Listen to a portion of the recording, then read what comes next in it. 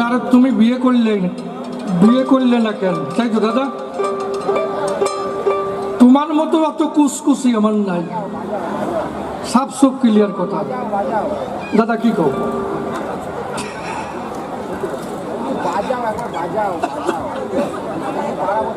তা তোমার একটু মেয়েলি দোষ আছে, তুমি একটু কুশনি পাড়ায় যাও নাকি? তুমি কুশনি পাড়ায় যাও কেন, জবাবটা আগে দেবা নাকি? খারাপ করেছি? কারণ আমি নারদে গোসাই পরের ভাতে বেগুন সেদ্ধ দেখাই, নিজের ভাত রান্না করার সময় দেয় না। আমি বিয়ে করবো কেন বলো? কেউ পৃথিবীতে বিয়ে করতে আসে, সন্তান সন্ততি জন্মাতে আসে, কেউ ভগবানের নাম গুণাগুণ করার জন্য আসে, কেউ দেহটার একেবারে ধরিয়ে একেবারে দিয়ে দেয় কি?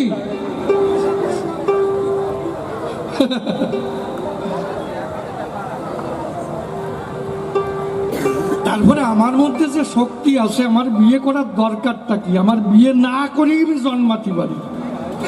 জন্মাইছি উনারে কৌশল করি, মোটেই হতো না। তা একটু চুপ করে বসেন, আবার উনি আসবে, সুন্দর সুন্দর কথা বলবে, আমি সেই ব্যবস্থাটাই করে যাই।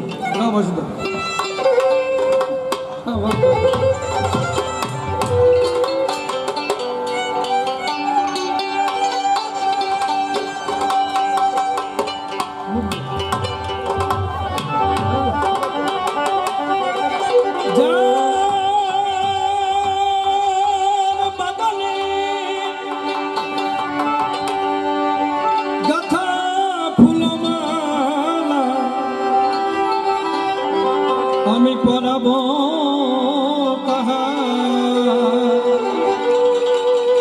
গলে,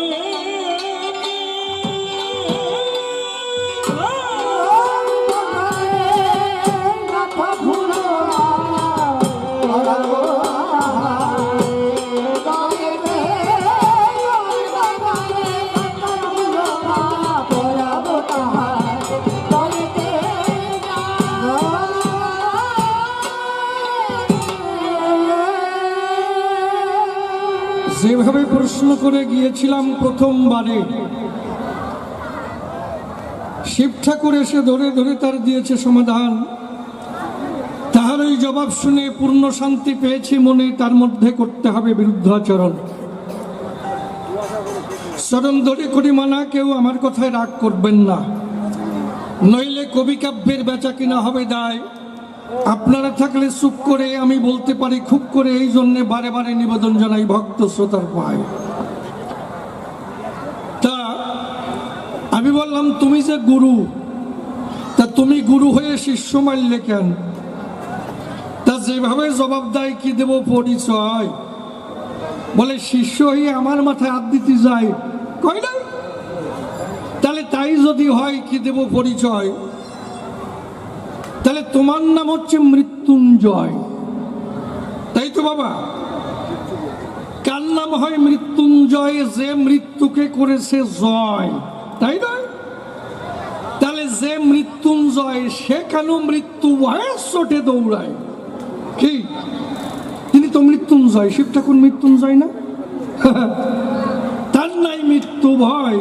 তাহলে বৃক্ষদত্ত যখন ওনার মাথায় হাত দিতে গেল, আর উনিও তখন উনি দৌড়ালো। তাহলে তোমার মধ্যে জাগৃত হলো কেন মৃত্যু ভয়?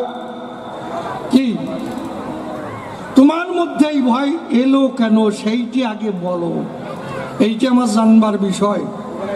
তুমি তারে বলতে পারতে, বৃক্ষদত্ত আমি হচ্ছে মৃত্যুঞ্জয়, তুমি যতই আমার মাথায় হাত দাও, তোমায় যতই বর দেই যে তুমি যার মাথায় দিবা হাত, তার মাথাখানা হয়ে যাবে ভস্মসাৎ, কিন্তু আমি যা মৃত্যুঞ্জয় এটা মনে রাখবো না? হ্যাঁ, দরকার একটা মুরগি এনে দিচ্ছি, তার মাথায় হাত দিয়ে পরিষ্কার ভাবে দেখো মুরগি মরে কি না, হাঁস মরে কি না। কি তারপরে আমি হচ্ছি শিব ঠাকুর নাকি মৃত্যুঞ্জয়? তাহলে তুমি যে আমার মাথায় হাত দিবা, আমার তো নাই মৃত্যু ভয়, আমি কি ভাববো? তুমি সবার সাথে আমার তুলনা করো কেন, তাই না? তা কিছু না বলিয়ে আমি বলি সভা তলে একেবারে দৌড় দিলিয়ে, তা দৌড়ালিয়ে কেন এর জবাব দিবা। আর তোমার মধ্যে মৃত্যু ভয় জাগৃত হলো কেন এইটি আমারে বলবা। হ্যাঁ, আসলে মরণের ভয় সবাই করে, এইটাই ঠিক বললাম আমি নাকি? মরণের ভয় সবাই করে দুনিয়ায়, কথা মিথ্যা নয়। তারপরে কি প্রশ্ন করেছি দেখুন, মানুষ কেন মারা যায়? কারণ ঈশ্বর আনন্দের জন্য সৃষ্টি করলই আমি বলি সভা তলো। তাহলে জন্মের পরে যদি মৃত্যু দেয় তাহলে সেই থাকে না আর আনন্দের বিষয় কি? এই যে গান গায়ে যায় পোষা পাখি উড়ে যাবে সজনী একদিন ভাবি নাই মনে, তাহলে এইভাবে মানুষ কান্দে কেনে? কেউ স্ত্রী হারা হয়, কেউ পিতা হারা হয়, কেউ মাতা হারা হয়, মানুষ এই ভোগের জন্য ভোগে মহাশয়, তাই নয়? আচ্ছা, তোমার কাছে প্রশ্ন করে যাই, তুমি বললে যে মানুষ যদি না মারা যেত তাহলে বুড়ো মানুষের একটা পালা হতো, বিচলিত পালা, তাই বলে গেছে। তাহলে তাই যদি হয়, বুড়ো মানুষের যদি বিচলিত পালা হতো, কচি শিশু মরে কেন? যার 12 বৎসর 10 বৎসর বয়স হলো তার কি মৃত্যুর সময় হলো? যার 5 বছর বয়স হলো তার কি মৃত্যুর সময় হলো? যে গর্ভে এখনো প্রসব হয় নাই, ভিতরে ভ্রূণ হত্যা হয়, তার কি মরণের সময় হয়েছিল? তাহলে এরা মারা গেল কেন? পাকা চুলে মরুক, দাঁত পড়া মরুক, কানে কালা মরুক, কারণ চুল পাকিয়ে গেছে, দাঁত পড়িয়ে গেছে, হ্যাঁ, কানে কালা হয়ে গেছে, সে মরুক, আমার আপত্তি নাই। তো কচি শিশু মরে কেন? কি আমি কি কবা? কচি শিশু মরে কেন?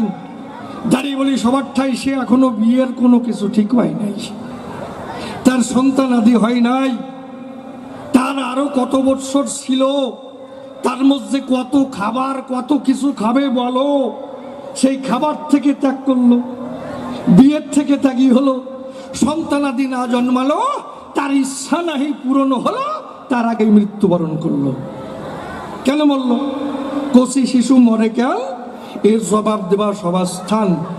আর ঈশ্বর যদি চেষ্টা করে, ভগবান যদি চেষ্টা করে, তাহলে মানুষ আর বুড়োই হবে না।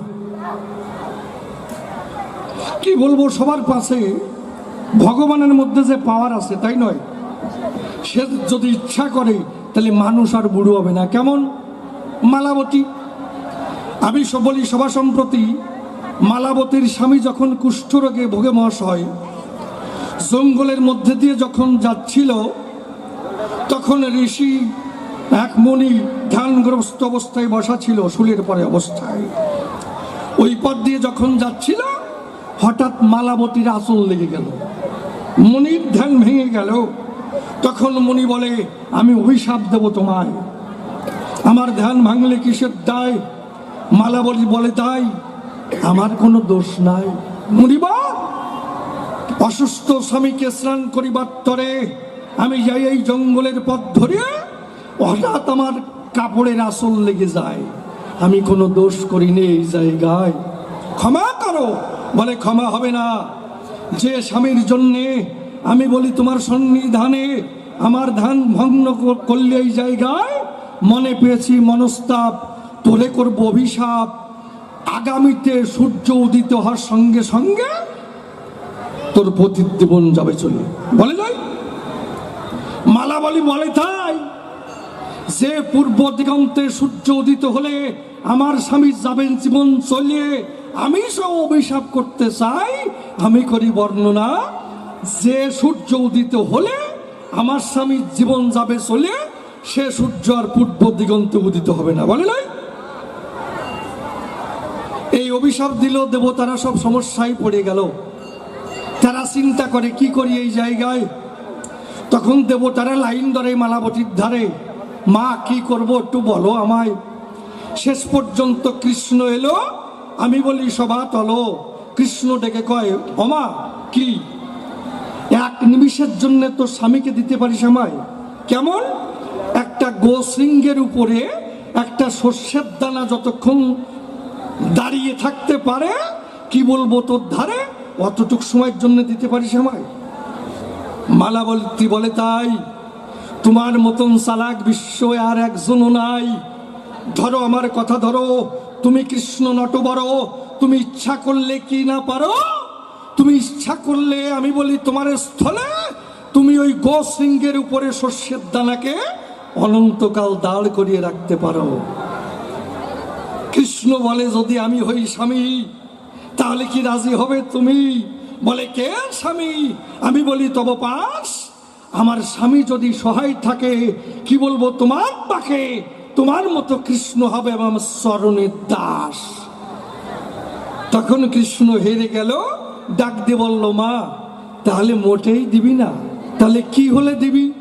বলে, মা বলে তোমার দিতে পারি। কি? আমার স্বামী যে কুষ্ঠরোগে ভোগে, আগে সেই স্বামীকে সুস্থ করতে হবে, তারপরে বর দিতে হবে আমার স্বামী যেন নবযৌবন না হয়। তাই নবযৌবন যদি ধারণ করে, কি বলবো তোমার ধারে, তাহলে তোমারে আমার অভিশাপ থেকে মুক্ত করি, কথা মিথ্যা নয়। এই কথা যখন বলল, তখন মালাবতী স্বামীকে রোগ হইতে মুক্ত করলো আর নবযৌবনা করে দেয়। নবযৌবন যখন দিল, তখন অভিশাপ থেকে মুক্ত করলো। তাহলে যে মালাবতীর স্বামী ছিল, তারে পূর্ণ একেবারে যুবক করে দেয়। তাহলে ভগবান ইচ্ছা করলে পরে সবাই যুবক করে রাখতে পারবে। তাহলে বুড়ো হবে কিসের দায়? কি? তাহলে তুমি আমার কথা নিবা, পরিষ্কার করে জবাব দিবা। একটা পোকা ঢোকছে ভিতরে, এই জন্য গিলিয়ে ফেলিয়ে এই জায়গায়।